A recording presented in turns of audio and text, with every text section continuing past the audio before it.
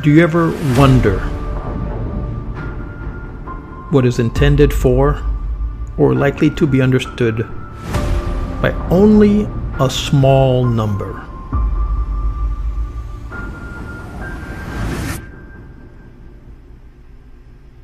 The traditional beliefs, customs, and stories of a community.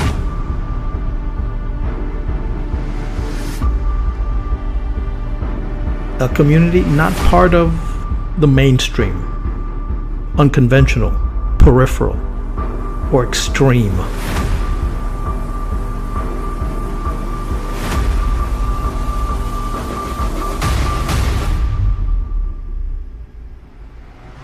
Part of an anthology, a published collection of poems or other pieces of writing.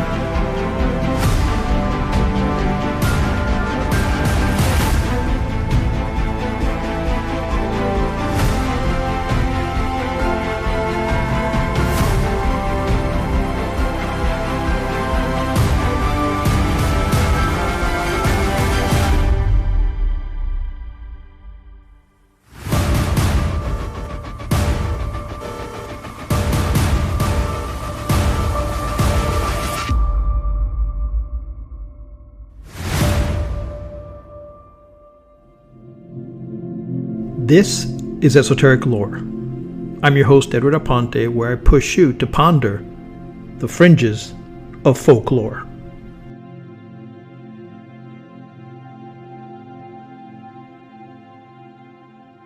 Have you ever thought, why am I like this?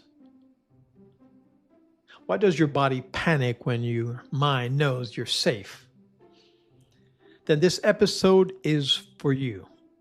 Here's the headline. Trauma isn't just a memory, it's a prediction your brain and body keep making, often outside of your awareness. And recovery isn't forgetting.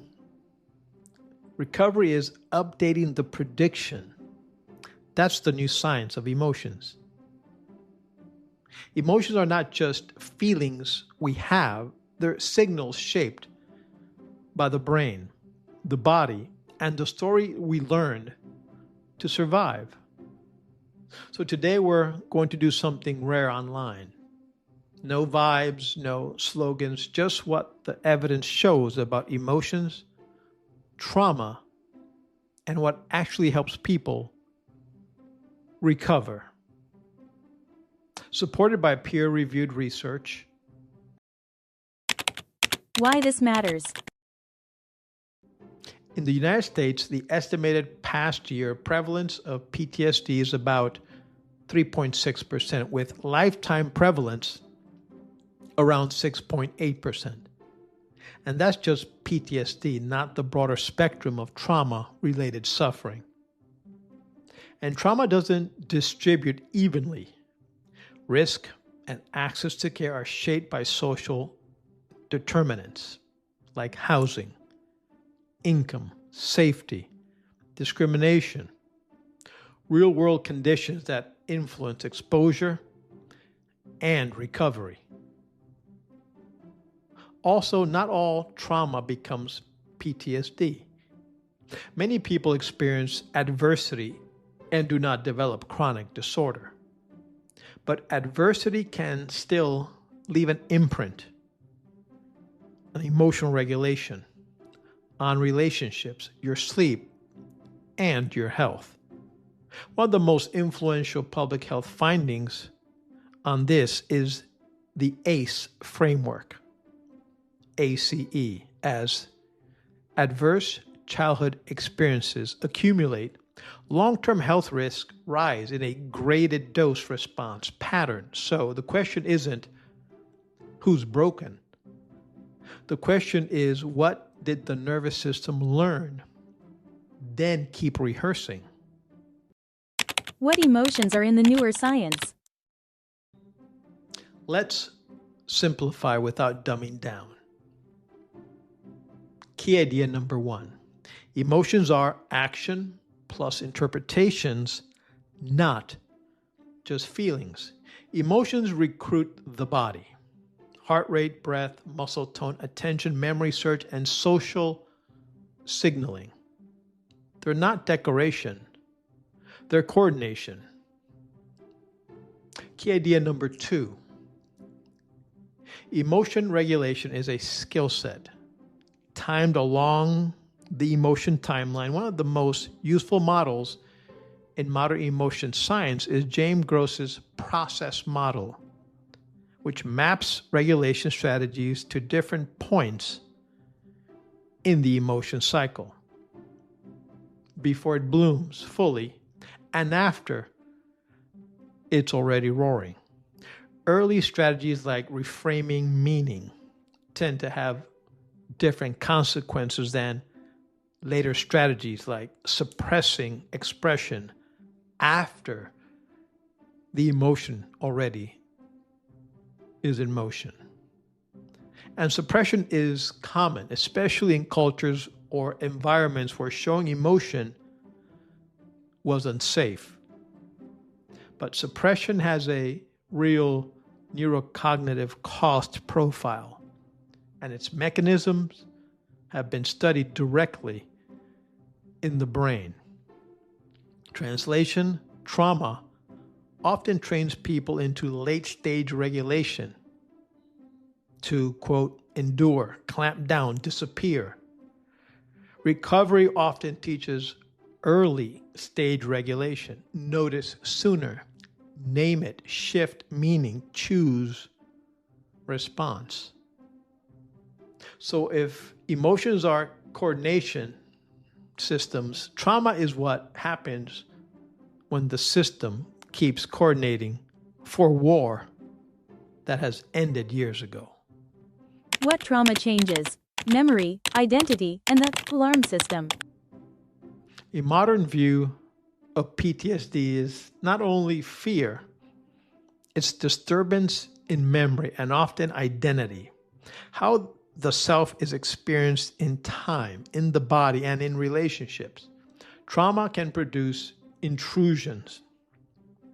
For example, flashbacks, nightmares, avoidance of places, feelings, even of success, hyperarousal, startled, irritability, sleep disruption, negative shifts in mood, belief, self-concept. And here's the brutal logic. Avoidance reduces distress short term, but preserves the threat prediction long term, which brings us to the central recovery mechanism that shows up again and again in the evidence. Recovery usually requires approaching the memory or the cues safely so the brain can update. That's not motivational talk. That's the backbone of multiple gold standard therapies. What actually works?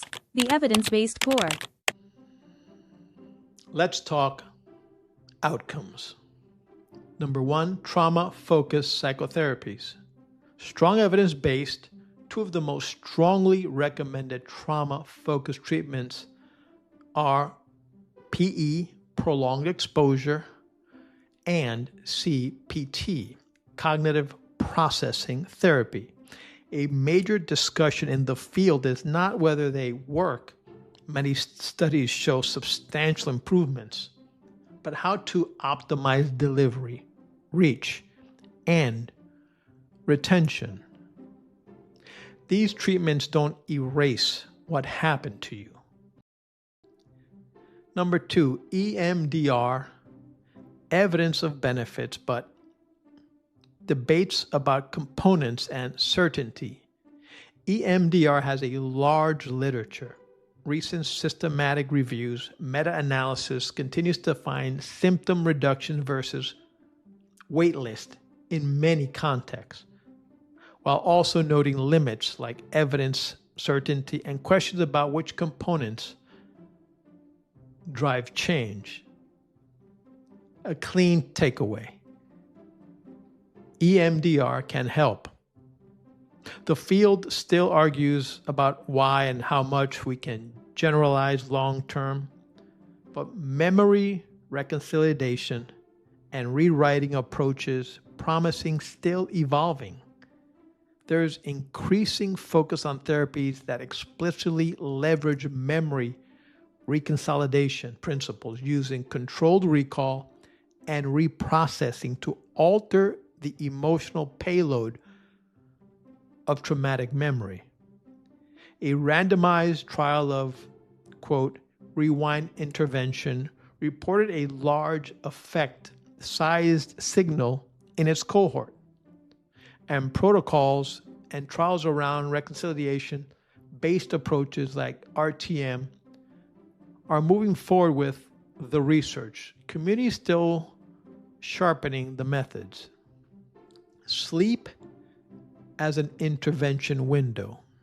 Targeted memory reactivation, TRM or TMR. Here's an emerging frontier using sleep as a window to strengthen therapeutically modified memories. Work in this area discusses presenting cues during sleep to influence consolidation are now being explored in PTSD treatment. We used to treat sleep as a symptom. Now sleep is being studied as a lever. Pharmacological therapy-assisted psychoactive therapy. Assisted therapy shows signals with serious scrutiny. Critical trials published in Nature Medicine reported significant PTSD symptoms reduction with MDMA-assisted therapy in controlled settings. But crucially, regulators and advisory bodies have raised concerns about study design, bias, and risk-benefit, and have recommended against approval at points in the process. Responsible takeaway is this: promising results exist, and scrutiny is real. This is not a DIY conversation. This is clinical research terrain. The new science in one sentence. If I had to compress the new science into one line, it's this: trauma recovery is nervous system learning, paired with meaning making, done in a safe relationship. That's why these interventions rhyme, even when they look different. They reduce avoidance. They increase tolerance for emotion without overwhelm. They update the threat prediction. They rebuild identity and agency. And yes, this is where esoteric lore gets practical, not mystical. 5 evidence-aligned practices you can try, non-clinical. Now, these aren't substitutes for therapy. They're training wheels for regulation, especially if you're stable enough to experiment gently. Practice number 1, name the emotion precisely. Instead of I'm stressed, try I'm grieving, or I'm ashamed, or I'm vigilant, I'm disappointed. Precision reduces chaos. Practice number 2, shift early in the timeline. Ask, what happens right before the spike in the emotion or the memory? A sound, a text, a message, a tone, a body sensation. Early detection creates options aligned with the process model of regulation. Practice number 3, reappraisal question. What else could this mean? If my nervous system wasn't time traveling, not positive thinking, just alternate hypothesis. Practice number 4, sleep protection as trauma hygiene. If sleep is a lever for memory processing, treat it like one. Regular schedule, downshift ritual, light management. And if nightmares are severe, get clinical support. Practice number 5, the micro approach, not micro avoid. Pick one safe small cue you avoid and approach it for 60 seconds. Then exit. Teach the body we can touch this and return to normalcy. The esoteric lore vow, evidence plus dignity. A final thought. Trauma is not weakness. It's adaptation. Sometimes brilliant adaptation, frozen in the wrong time. And recovery isn't becoming fearless. Recovery is becoming updatable. If you want a single mantra that's scientifically honest, it's this. My nervous system learned this. It can learn something new. As always, I leave you with a poem. The body learned before you had words. The body learned before you had language, before memory had dates, before fear had a name. It learned in fractions of seconds which doors were safe, which voices meant danger, which silences lasted too long. This is not weakness. This is intelligence without consent. The scar is not the wound. The scar is the system remembering how it survived. But survival is not a life sentence, because the nervous system is not a stone tablet. It is wet, living clay. It updates, it softens, it relearns time. Recovery is not forgetting. Recovery is the moment your body realizes the room has changed. The thread is gone. The breath can deepen. The future no longer collapses into the past. You are not broken. You were trained, and training can change. Tonight, let the body hear what the mind already knows. You are here. You are now. And the story is still being rewritten.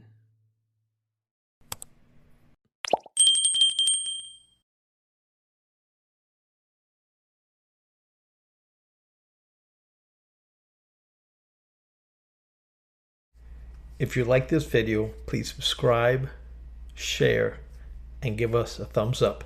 Thanks for watching. See you next time.